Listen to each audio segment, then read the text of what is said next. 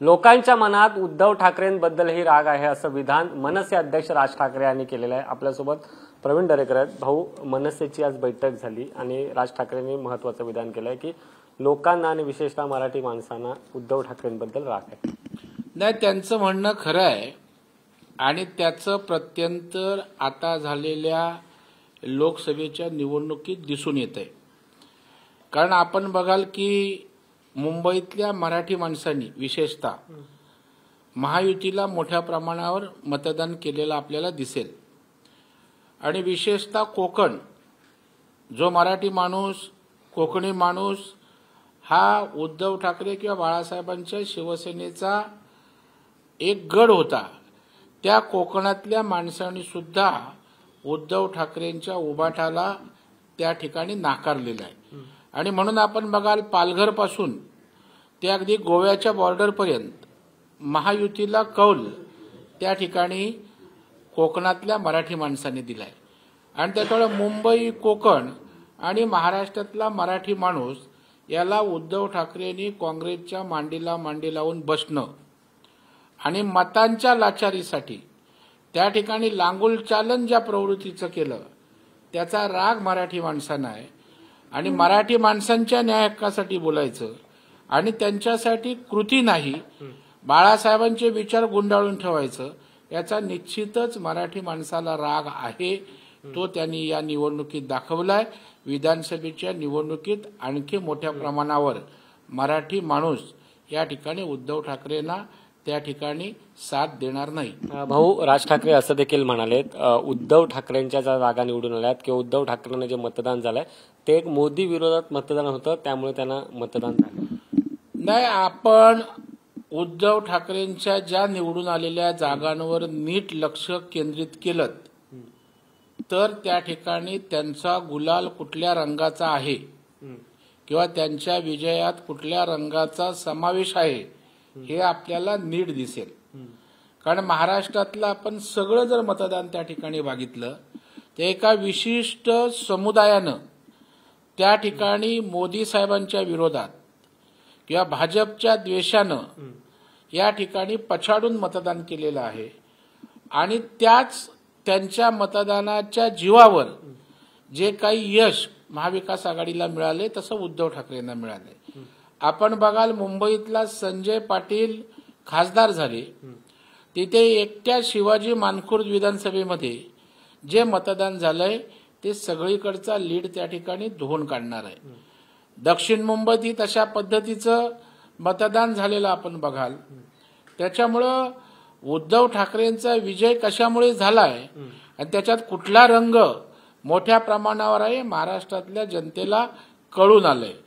तुम्हाला उदाहरणादाखल त्या ठिकाणी सांगतो, धुळ्याला 5 विधानसभा क्षेत्रामध्ये त्या लोकसभा क्षेत्रामध्ये महायुतीला आघाडी मिळाली जवळपास 1,94,000ची, परंतु एका मालेगाव विधानसभा क्षेत्रातना 1,98,000ची एका विधानसभेतना विशिष्ट समुदायानं त्या ठिकाणी मतदान जातीय विद्वेषातनं करून त्या ठिकाणी 3-4 हजाराचा लीड घेतला आणि त्यात ती जागा महाविकास आघाडीची आली। भाऊ, पण मनसेनं आता स्वबळावर लढण्याचा नारा दिलेला आहे। राज ठाकरे म्हणालेत की मी आता कुणाकडे जागा मागण्यासाठी जाणार नाही, तर तुम्ही 200 ते 250 जागा लढण्याची तयारी ठेवा असं मनसैनिकांना सांगितलं। प्रत्येक पक्षाला 288 जागा लढवण्याचा अधिकार आहे।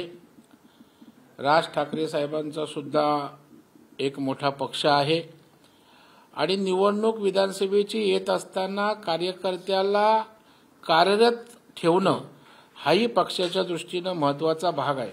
नाहीतर आयत्या वेळेला निवडणुका आल्यावर कार्यकर्त्याला आपल्याला ऊर्जा देता येत नाही आणि त्याच्यामुळे तशा पद्धतीनं विधानसभेचाही आढावा घेता येतो, आपल्याला लढवण्यायोग्य जागा कुठल्या आहेत त्याचाही अंदाज घेता येतो आणि उद्या युती जर करायची असेल तर बार्गेनिंग करताना सुद्धा आपल्याला जागांचं मूल्यमापन किंवा विश्लेषण त्या ठिकाणी करता येतं। आणि त्याच्यामुळे राज ठाकरे साहेबांनी असं कुठेच सांगितलं नाही की आम्ही महायुतीत असणार नाही किंवा आम्ही स्वतंत्रपणे लढणार आहोत। त्यांनी त्यांच्या कार्यकर्त्यांना कामाला लावलेलं आहे। जसं उद्धव ठाकरेंनी 288 विधानसभा क्षेत्रात त्या ठिकाणी त्यांच्या कार्यकर्त्यांना कामाला लागण्याचं विधानसभेच्या दृष्टीनं सांगितलेलं आहे. याचा अर्थ ते महाविकास आघाडी करणार नाहीत का? तर असा होत नाही. प्रत्येक पक्ष आपल्या परीनं आपल्या पक्षाला कार्यरत ठेवण्यासाठी त्या ठिकाणी ऍक्टिव्ह मोडमध्ये येतो आणि त्यामुळे राज ठाकरे साहेब त्यांच्या पक्षाला कार्यरत करण्याचा प्रयत्न विधानसभेच्या निवडणुकीच्या दृष्टिकोनातून करतायत आणि ते काही चुकीचं असं वाटायचं कारण नाही. भाऊ, महायुतीत कुठेतरी ठिणगी पडल्याचं पाहायला मिळतं आणि त्याला प्रमुख कारण ठरलंय ऑर्गनायझर म्हणून जो लेख लिहिण्यात आला. आरएसएसने थेट टीका केली आहे. कुठेतरी अजित पवारांना सोबत घेतल्यामुळे भाजपचं नुकसान झालंय आणि त्यावरून आता सूरज चव्हाणांनी देखील थेट आरोप केलेले आहेत. मला वाटतं आरएसएस ही भाजपची पितृतुल्य मातृतुल्य अशा प्रकारची संस्था आहे आणि त्याच्यामुळे आरएसएसला मार्गदर्शन करण्याचा सल्ला देण्याचा त्या ठिकाणी भारतीय जनता पार्टीला निश्चितच अधिकार आहे. कारण त्यांच्या जशा इतर संघटनेत तसा भारतीय जनता पार्टी हा राजकीय पक्ष त्यांचं एक अंग आहे आणि त्याच्यामुळे ऑर्गनायझरमध्ये आरएसएसची भूमिका आली असेल तर त्याच्यासाठी सूरज चव्हाण यांनी त्या ठिकाणी अशा प्रकारचं वक्तव्य करण्याची आवश्यकता नाही.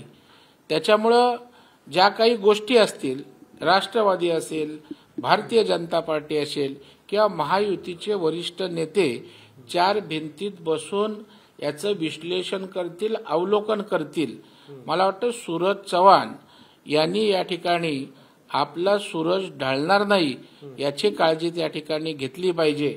अमोल मिटकरींसारख्या प्रवक्त्यांनी सुद्धा अशा संवेदनशील विषयांवर ज्यातना महायुतीमध्ये वितुष्ट होईल त्यासाठी आपलं तोंड मिटलं पाहिजे. भाऊ, शेवटचे दोन प्रश्न. मनोज जरांगे यांची समजूत काढण्याचा सरकार प्रयत्न करते. आपण जर बघितलं असेल तर लोकसभा निवडणुकीत देखील मनोज जरांगे यांचा आंदोलनाचा कुठेतरी फटका बसल्याचं पाहायला मिळतं, विशेषतः महायुतीला.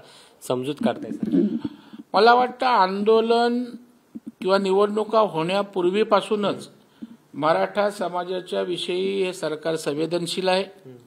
जरांगेंच्या आंदोलनाची दखल घेत त्या ठिकाणी मराठा समाजाला 10% आरक्षण शिंदेसाहेब, फडणवीस साहेब, अजितदादांच्या सरकारने दिलेलं आहे. त्याची अंमलबजावणी होते. मराठा समाजासाठी ज्या सवलती सोयी सुविधा हव्यात त्यासाठी सरकार कार्यरत आहे. प्रश्न फक्त आता ते सगळे सोयरे या विषयाचा राहिलाय. त्या संदर्भातही काल परवा देवेंद्र फडणवीस साहेबांनी वक्तव्य केलंय की आम्ही ओबीसी समाजाच्या नेत्यांना विश्वासात घेऊन की तुमच्या आरक्षणाला धक्का नाही, तुमच्या अधिकारांवर गदा न येता हा विषय मार्गी काढण्यासाठी सरकारचा प्रयत्न राहील आणि म्हणून तशा प्रकारे सकारात्मक भूमिका घेऊन आज सरकारचं शिष्टमंडळ त्या ठिकाणी जरांगेंना भेटायला गेलंय आणि मला वाटतं जरांगेंचाही उद्देश राजकीय नाही. त्यांना जेव्हा जेव्हा विचारलं तेव्हा ते म्हटले राजकारण मला महत्वाचं नाही, माझा समाज महत्वाचा आहे, समाजाचे प्रश्न महत्वाचे आहेत. त्याच्यामुळे त्यांच्या आडून कुणी राजकारण करू नये. सरकार जरांगेंना व्यवस्थितपणे प्रतिसाद देतंय. त्यांच्या विषयात लक्ष घालून मार्ग सरकार काढी. भाऊ, आपण जर बघितलं असेल तर घराणेशाहीवर नेहमीच टीका होते. महायुतीत देखील आता घराणेशाही पाहायला मिळते. अजित पवार यांच्या पत्नी सुनेत्रा पवारांना राज्यसभेची तिकीट देण्यात आली. त्यांचा लोकसभेत पराभव झालेला असताना महायुतीचा एकत्रित निर्णय महायुतीचे नेते घेतात, परंतु ज्या वेळेला राष्ट्रवादी काँग्रेस पक्षाची जागा कोणाला द्यावी हा भारतीय जनता पार्टीचं नेतृत्व ठरवत नसतं. त्यांच्या पक्षाचा तो विषय आहे आणि त्याच्यामुळे अजित पवारांच्या पत्नी सुनेत्रा पवार यांना उमेदवारी दिले हा त्यांच्या पक्षाचा विषय आहे, भारतीय जनता पार्टीचा विषय नाहीये. आणि ही जागा केवळ अजित पवारांनी आपली पत्नी म्हणून त्यांनी धाकधपटशा करून केलेली मला वाटत नाही. तर त्या ठिकाणी प्रफुल्ल पटेल राष्ट्रीय कार्यकारी अध्यक्ष असतील, प्रदेशाध्यक्ष असतील, भुजबळ साहेब असतील, त्यांचं जे वरिष्ठ मंडळ आहे त्यांनी घेतलेला तो सामुदायिक निर्णय आहे. परिवार म्हणून त्या ठिकाणी घेतलेला अजित पवारांचा निर्णय नाही असं मला वाटतं. तथापि हा त्यांच्या पक्षाचा विषय आहे, यावर तेच योग्य रीतीनं भाष्य करू शकतात. भाऊ, भुजबळ म्हणाले की माझी देखील इच्छा होती. नाही, भुजबळ साहेबांनी त्यांचं मत मांडलं ना. आता त्यांच्या इच्छेवर मी काय बोलणार. ते आज राज्याचे मंत्री आहेत भुजबळ साहेब, परंतु मला वाटतं त्यांच्या बोलण्यातनं त्या ठिकाणी नाराजी दिसली. तथापि त्यांनी सांगितलं की आम्ही सामुदायिक एकमताने निर्णय घेतलेला आहे. खूप खूप धन्यवाद भाऊ. Camera person Gajanan Balapurkar, Sushant Sawant, ABP Majha, Mumbai. ABP माझा, उघडा डोळे बघा नीट.